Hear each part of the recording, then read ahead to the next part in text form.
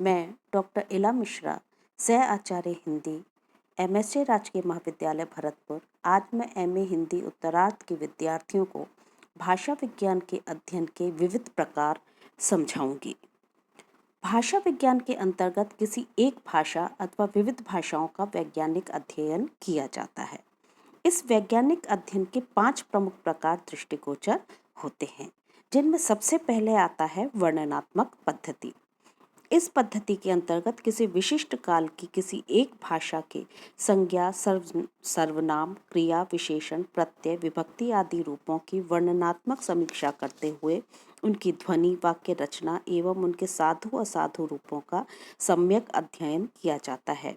यह अध्ययन किसी एक भाषा के विशिष्ट कालीन विशिष्ट रूप के अध्ययन की दृष्टि से अत्यंत उपयोगी होता है, क्योंकि इसके द्वारा उस काल में प्रचलित उस भाषा के सभी शिष्ट एवं अशिष्ट रूपों के निर्माण एवं प्रचलन का ठीक ठीक ज्ञान प्राप्त हो जाता है। भाषा विज्ञान की इस पद्धति को भारतीय व्याकरणों के अंतर्गत भली प्रकार देखा जा सकता है। इस क्षेत्र में पाणिनि का व्याकरण सर्वथा आदर्श माना जाता है, क्योंकि इसमें संस्कृत भाषा का वर्णनात्मक अध्ययन बड़ी तत्परता एवं तल्लीनता के साथ किया गया है। आजकल भाषा विज्ञान के क्षेत्र में वर्णनात्मक पद्धति की बहुलता दृष्टिगोचर होती है। इसमें किसी एक विशिष्ट भाषा की ध्वनि, रूप, शब्द, वाक्य आदि का वैज्ञानिक अध्ययन करते हुए नियम निर्धारित किए जाते हैं। यह अध्ययन यद्यपि सीमित एवं विशिष्ट काल तक ही संबद्ध होता है, तथापि इसकी भी अपनी विशेष उपयोगिता है। आजकल कुछ विद्वान वर्णनात्मक पद्धति के अंतर्गत किसी भाषा की ध्वनि, शब्द रचना, रूप विकास, वाक्य रचना आदि का अध्ययन तो करते हैं, किंतु अर्थ का अध्ययन इनमें सम्मिलित करना समीचीन नहीं समझते। वे यह भूल जाते हैं कि भाषा की ध्वनि, भाषा के शब्द, वाक्य, रूप आदि तो उसके शरीर हैं और अर्थ आत्मा है।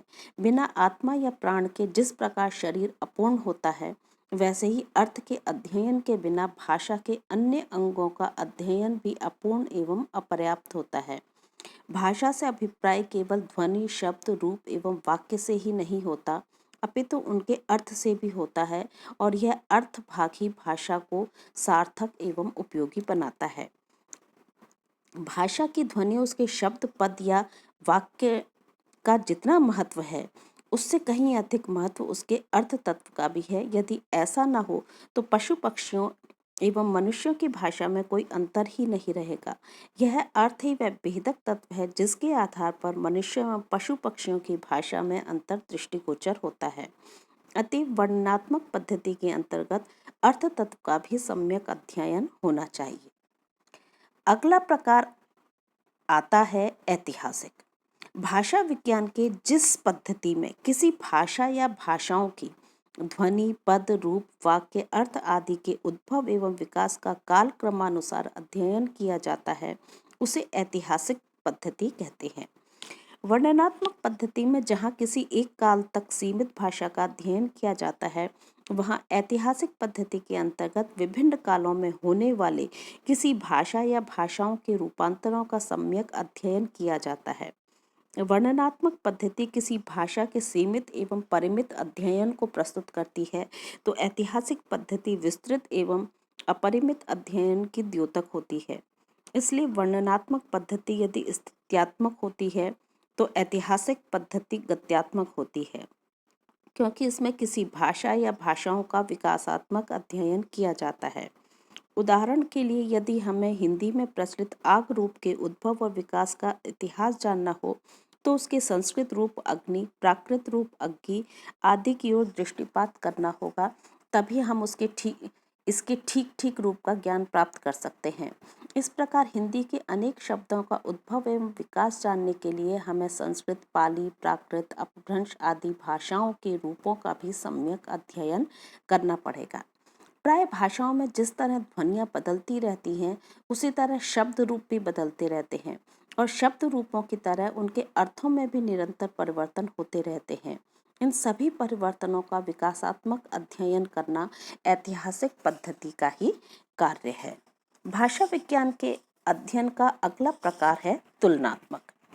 जिस पद्धति के अंतर्गत दो या दो से अधिक भाषाओं की ध्वनियों, पदों, शब्दों, वाक्यों, अर्थों आदि की तुलना करते हुए अध्ययन प्रस्तुत किया जाता है, उसे भाषा विज्ञान की तुलनात्मक पद्धति कहते हैं।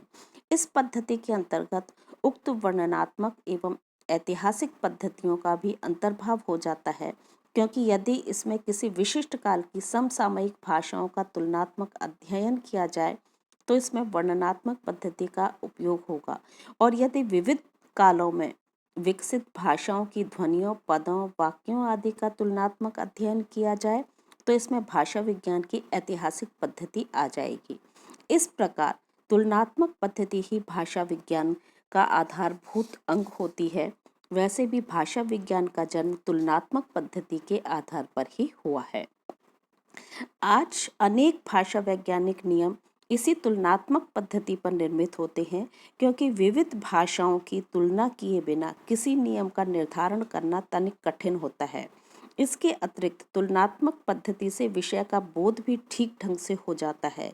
इतना ही नहीं, आज तो किसी भी विकसित भाषा का सम्यक अध्ययन करने के लिए इस तुलनात्मक पद्धति का सहारा अवश्य ही लेना पड़ता है। जैसे यदि हम हिंदी की ध्वनियों एवं उसके रूपों का सम्यक अध्ययन करना चाहें तो हमें ब्रज, अवधी, खड़ी बोली, कन्नौजी, बुंदेली आदि भाषाओं के रूपों का भी तुलनात्मक अध्ययन करना अभीष्ट होगा। तभी हम हिंदी की ध्वनियाँ, उसके शब्दों आदि का ठीक ठीक ज्ञान प्राप्त कर सकते हैं। इस प्रकार तुलनात्मक पद्धति ही सिद्धांततः भाषा विज्ञान के यथार्थ रूप की द्योतक होती है। भाषा विज्ञान के अध्ययन का अगला प्रकार है प्रयोगात्मक। इस पद्धति के अंतर्गत किसी भाषा का क्षेत्रीय कार्य संबंधी अध्ययन आता है। यह भाषा विज्ञान की नूतन अध्ययन पद्धति है। इसके लिए अध्येता को किसी भाषा के क्षेत्र में जाकर उसके बोलने वालों से निकट संपर्क स्थापित करते हुए भाषा का व्यावहारिक अध्ययन करना पड़ता है। इतना ही नहीं, आज भारत में प्रयोगात्मक पद्धति का क्षेत्र और भी अधिक विस्तृत होता जा रहा है, क्योंकि जैसे जैसे यहाँ क्षेत्रीय भाषाओं में शिक्षा देने की मांग जोर पकड़ती जा रही है, वैसे वैसे उच्च स्तर की पुस्तकों की मांग भी बढ़ रही है, और उसकी पूर्ति के लिए अभी उच्च स्तर की अंग्रेजी ग्रंथों का अनुवाद हो रहा है। इस अनुवाद कार्य के लिए जिस पारिभाषिक शब्दावली का निर्माण हो रहा है, वह प्रयोगात्मक पद्धति का ही एक अंग है। ऐसे ही भारत के सभी राज्यों में क्षेत्रीय भाषाओं में राजकार्य करने पर अधिक बल दिया जा रहा है, और इसके लिए टंकन यंत्रों की बड़ी आवश्यकता हो रही है।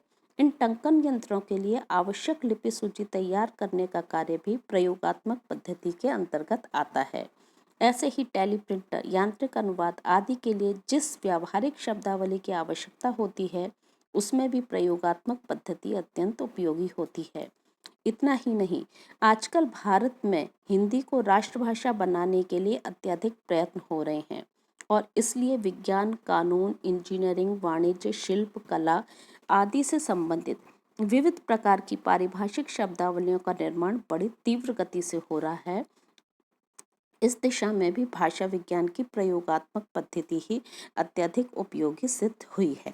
इस प्रकार भाषाओं के प्रायोगिक अध्ययन की दृष्टि से भाषा विज्ञान की प्रयोगात्मक पद्धति अत्यंत उपादेय है। भाषा विज्ञान के अध्ययन का अगला प्रकार है संरचनात्मक। भाषा विज्ञान के अध्ययन की संरचनात्मक पद्धति से तात्पर्य है कि किसी भाषा का अध्ययन एवं परीक्षण उसकी गठनात्मक पद्धति के आधार पर किया जाए। प्रत्येक भाषा में जो समस्थायी तथ्य होते हैं, उनका पारस्परिक संबंध भाषा की संरचना पर ही आधारित होता है।